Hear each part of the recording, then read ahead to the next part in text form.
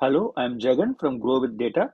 Welcome to the Crack SQL Interview in 50 question series. In this video series, we'll practice 50 SQL questions across various topics. You can use the playlist Crack SQL Interview in 50 questions to follow the videos related to this series. For each video in the series, you can find the related code on my GitHub. Feel free to explore the code and provide any feedback in the comment section. If you go to our YouTube channel, Grow with Data, you have the playlist and you can see the Crack SQL Interview in 50 questions playlist. When you click on the link, it will take you to the videos. If you want to see the code used in this video, you go to the description part and more. You can see the GitHub link here. When you click on the link, it will take you to the code where you have create statement, all the select statements we discuss in this video. If you want to join the WhatsApp channel, you can use this link and you can join the WhatsApp channel. Fine. Now, let's dive into the 20th video of the series and we are going to continue with the basic aggregation function. Let's see the data and we can talk about the questions in detail. So we are given a table of transactions which got the transaction ID, the country where the transaction happened, the state of the transaction, whether it's approved or declined, and the amount of transaction and the transaction date.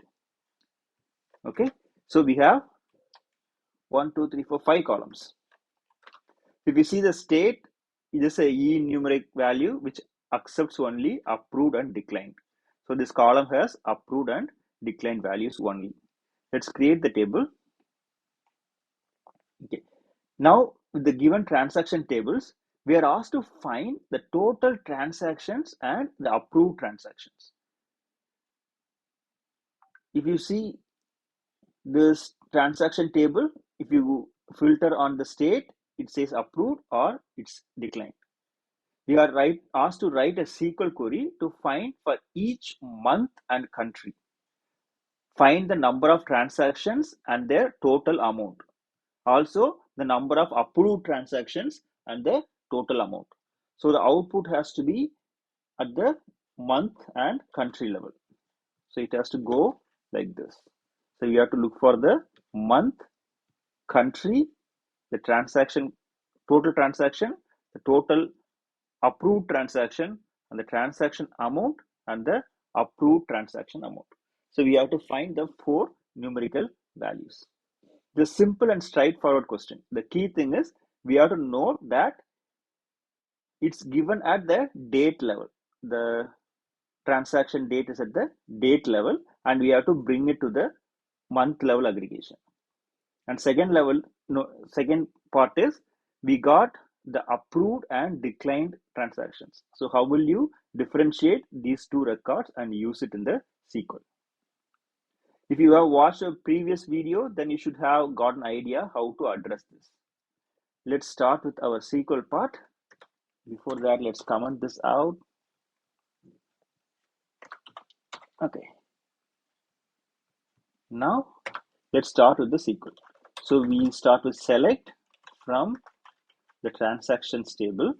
So what are the things they asked? First is the month. So we have the transaction date. How will you convert that to month? We can just get the substring. So it's year, month, and date. So if you want to get only the year and month, we say 1 to 7 as month. So 1 to 7 means it takes 1, 2, 3, 4 as the year, 5 is the hyphen, 6, 7 is the day, month. So last 3 are the dates, so we ignore that. So we get only the year and month from 1 to 7. And the second one is country. So this is a descriptive column. Now for the numeric column, first they ask for total transaction. The total transaction is count star. I prefer to go with the ID column. I don't prefer the count star part of it. As transaction, the total transaction. The next one is the approved transaction. How will you differentiate the approved transaction or the declined transaction? It's based on the state of the transaction. So you can say case when the state is equal to approved, then only you consider the transaction. else 0, end. So now if you sum up this, whenever the state is approved, we have value as 1. If not, 0. So when you sum up this case statement, then it will get you only the approved transactions as approved transaction count. Same way, if you want to get the approved amount and transaction amount, we just say sum of that amount. The total sum of amount is going to be the transaction amount. If I want to get only the approved transaction amount, then we use the same thing. Case when state equal to approved, then you consider the amount. Else, you consider amount as 0. So approved transaction amount. Okay. So we got everything. Since we use aggregate function and we have two non-aggregation columns, 1 and 2, month and country. When you run this, we got the output as month, country, transaction, approved transaction, transaction amount, and approved transaction amount. Right? We got what is asked for. Great. We can just move a little bit here. So this is a very straightforward thing, right? So I prefer go with the case statement. There is other way of filtering it out. The main thing is the if statement. Let's see how the if statement works. Before that, the substring of the date, right? There are other database where you can just say cast off. You can just define what is going to be the format. So MySQL is not going to accept it. So YYM, right? So this will get the date format to YYM format. Okay, MySQL don't accept this one. So we can also do something called left. So the left part of 7. So first 7 characters from the left should get you the month. So this will also give you the same result. So month, right? So we can use left or you can use the substring, however you want. Now let's try to replace the case statement. So instead of case, you can say if state equal to approved, then it's 1, else 0. Okay, same way, you have to close this bracket. Instead of case when state equal to, we say if state equal to approved, instead of then it's comma, else it's comma. We don't want the end, close bracket. So you get the same result, right? You got the same result. The case statement and the if statement works the same. So why we have case and why we have if? The case statement is the SQL default version of it. So all the database will understand the case statement. But if statement is specific to a database. MySQL works, Hive, Teradata, all accepts if statement. There are few databases you don't understand the if statement. So the first thing is the syntax and the readability. When you have a case statement, when you have multiple cases, when you say state equal to approved, then 1, right? So if you have multiple statements, then case statement looks better. For example, I can do this. So since we have only approved, then we just do this way, then 1. And if you have more case statement, right? When state equal to denied, then 2. When state equal to pending, then 3. So if we have more than one condition to be fixed, right, then we can use the case statement. The syntax and the readability will be much clean and easier in the case statement. But in the case of if statement, we have to say if state equal to this, then 1. Else you got to say if condition. So you add up all that. In few database you have IFF, so we have multiple conditions like this. But If you have 3 or more conditions to be checked, if statement is not the right way of doing it. We can go with the case statement because the readability and the syntax format will be much easier.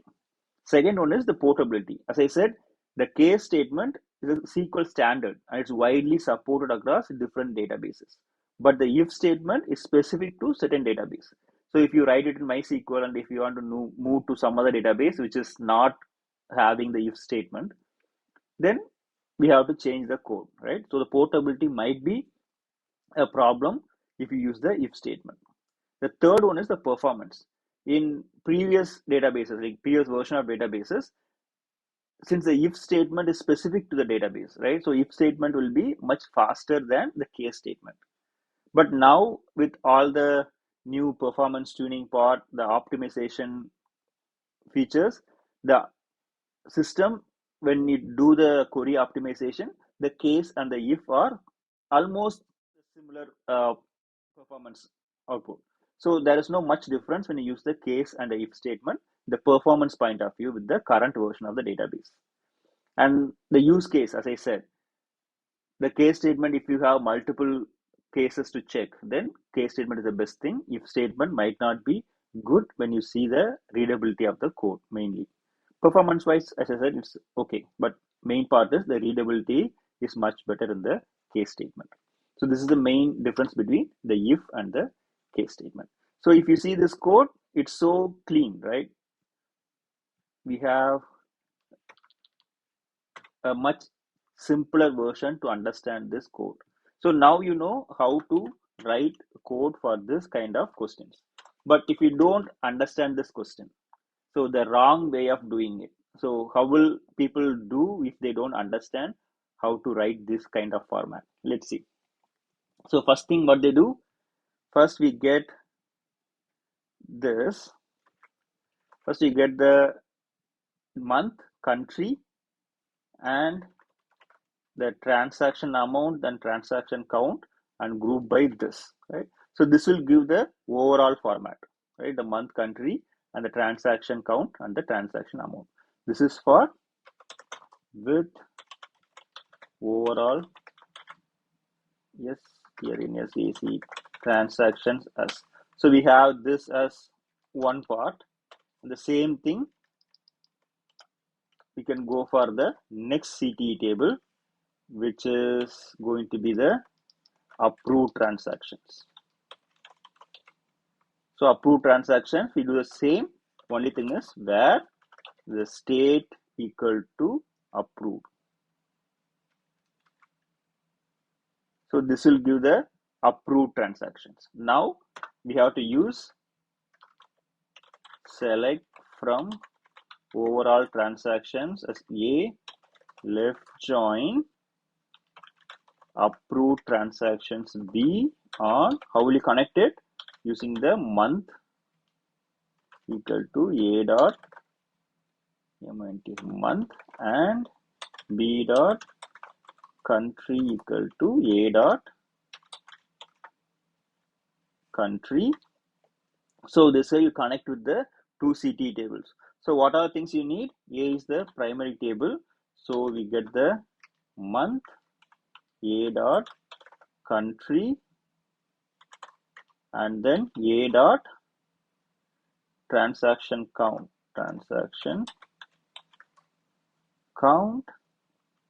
and B dot transaction count as approved transaction count and then A dot transaction amount, transaction AMT, right? Okay, and then B dot transaction amount as approved transaction amount from these tables. When you run this, hopefully it works. Syntax error.